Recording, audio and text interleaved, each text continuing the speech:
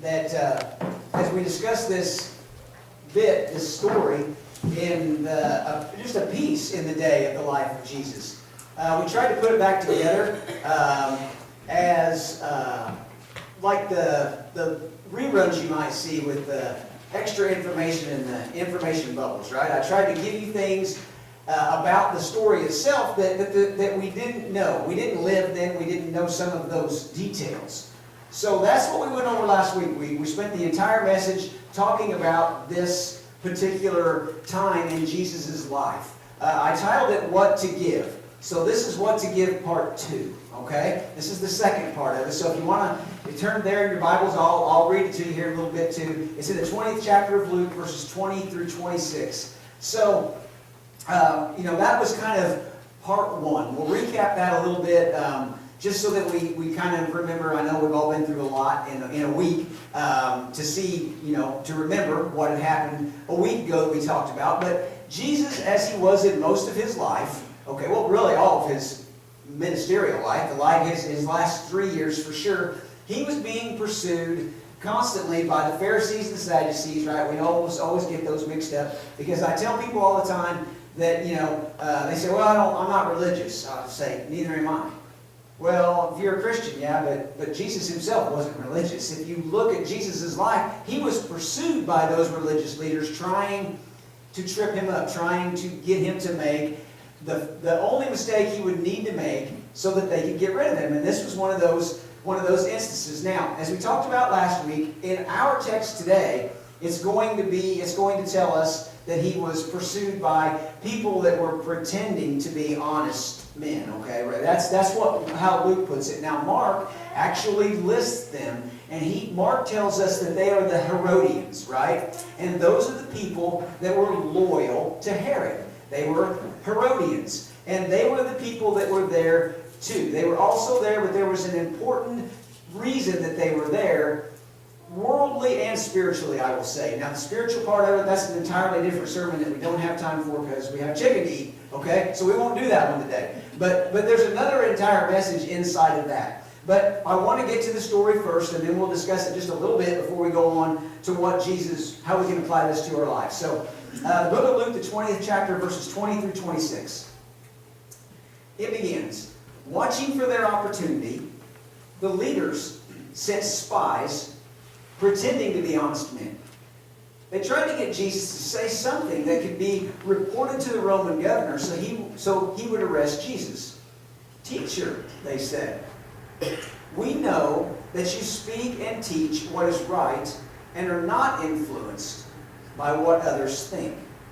You teach the way of God truthfully. Now tell us, is it right for us to pay taxes to Caesar or not? He saw through their trickery and said, show me a Roman coin. Whose picture and title are stamped on it? Caesar's, they replied. Well then, he said, give to Caesar what belongs to Caesar, and give to God what belongs to God. So they failed to trap him by what he said in front of the people. Instead, they were amazed by his answer and became silent. May God bless the reading of his word this morning. Now, if you just read that like I have so many times, and you think, well, that was pretty cool. Good job, Jesus. Pat on the back, and we all walk away. Last week I explained the story behind the story. A little more information about what exactly really took place and what they said, and what they did, and what came about. Because Jesus' final answer was, give to Caesar what belongs to Caesar, and give to God what belongs to God. Now, if you're like me, the first thing that I thought of was, okay, well, that meant that they could give the coin to Caesar, and you need to give to God what belongs to God, and then you just keep reading, right? But I paused there, and that's where I left you last week. So what belongs to God? I mean, Jesus just said, give to God what belongs to God, so I don't think that I would have been that smart. I don't think that I would have been thinking these thoughts if I would have been there. But what I would have really wondered and wanted to ask him now is, so I could give Caesar a coin. What belongs to God? What belongs to God? Because you told me to give to God what belongs to God. Okay, I get that. So what is it? It's kind of one of those open-ended answers that you go, I think you gave me an answer? I think? I mean, how many times in life have we had that? So Caesar's image, which we talked about last week, I won't go into all those details. Caesar's image is on the coin, but God's image is on each and every one of us. We are made in God's image. The coin was in Caesar's image. But the Bible tells us that we are made in God's image. I've sat through several shows. We got the National Geographic Channel for free last month, and I sat through a bunch of those wildlife shows. You know, they was fighting over something and chewing each other up, and you know, and you watch the world around us, and we're like those animals, but we're different. We're different. That's what I like to look at, is how are we different as people than everything else, and any else of God's creation? How are we different? We're made in His image. You're made in His image. I don't care if you're a believer or not. You're still made in His image. You're made in, we're made different. So, give to Caesar what is Caesar's. That actually turns out to be the simplest thing. Which means, yes, pay your taxes. We're going to talk about that. But then, he said, where we ended up was, give to God. Not bad. Bad. Give to God. What belongs to God? Jesus said it. So, that's where we ended last week. And so, that's where we start. What belongs to God? You do. I do. We do. We belong to God. So, as we ended last week's session, I'm here for you guys. You know that. I'm always here for you. I have never, I don't think, ever in my life and ministry given any homework, but I did last week, so if you please pass your paper to the middle and then forward, we'll go over those whenever we're eating chicken. Did everybody get their homework done last week? I'm not seeing any paper shuffling. Nobody did their homework. That's okay. That's okay. We do that, right? We need to think about what we have to offer. Whether you're a believer or not a believer, that's okay. It's an idea to at least kick around. I know, because I spent a lot of time in my unbelieving years kicking ideas around. And what do we have to offer? What do you have to offer? We'll go back real quick to that Roman coin. It was, we talked about last week, it was a denarius. And remember, it was where we get our word census, okay? It was because you were supposed to pay one of those for each person, okay? That's why they didn't like it, because it represented slavery. The Jewish people did not want to be anyone's slave. No one does, but especially the Jewish people after everything they had been through. So they had this coin that represented themselves. I paid this coin for me. Because you counted me, I had to pay. Now, I have to pay for me. Now, that doesn't mean that I couldn't have paid for my family or something like that, but you are responsible at least for you. Nobody else. So, how about giving to God what belongs to God? And what belongs to God we've already discussed. And that is, how do I keep doing that? You. If I get it there. You. You. Now I know, at times in my life, if somebody told me that, my mind would have gone a million different places. What do you mean give myself? That mean I gotta be a missionary? I mean, what am I gonna do? Am I gonna start doing something that what do you mean I can't do that? I can't do this, I can't do that. My mind would have started going so many places that I would have missed the purpose of what Jesus was saying. Does that mean that he's maybe saying that to somebody? Absolutely, probably. I mean, I'm sure he was. But does that mean that he's saying that to everybody? No, that's not. That doesn't make any sense. Think about our world in that order. There wouldn't be any. If I left home, if every father left home to be a missionary, then there wouldn't be any fathers at home to raise kids and to be husbands. And if every mother left, you would have to. You see, it doesn't make sense that everybody would do everything. But we're going to talk about what you have to offer. Or I'm going to talk about it and you're going to decide. You're going to have to see what only you have to offer. So you had to pay that denarius, which represented you in the census count.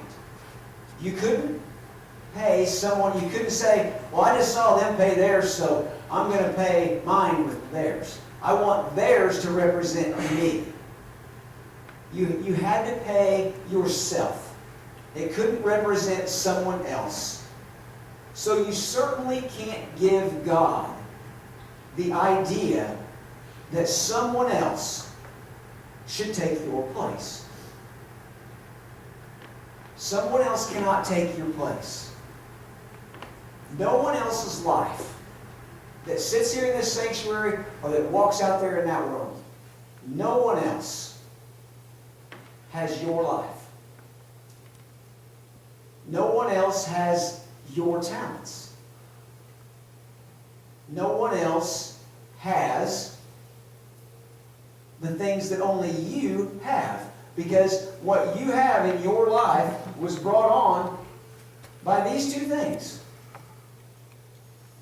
No one else has done what you've done and failed like you failed. I'm sorry, I know you failed at something. I love you, but you failed at something.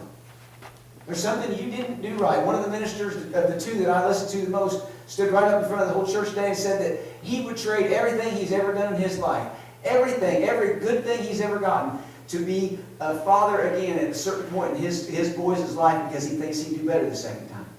This is a man who's been a minister his entire life, and I respect him more than I can even say.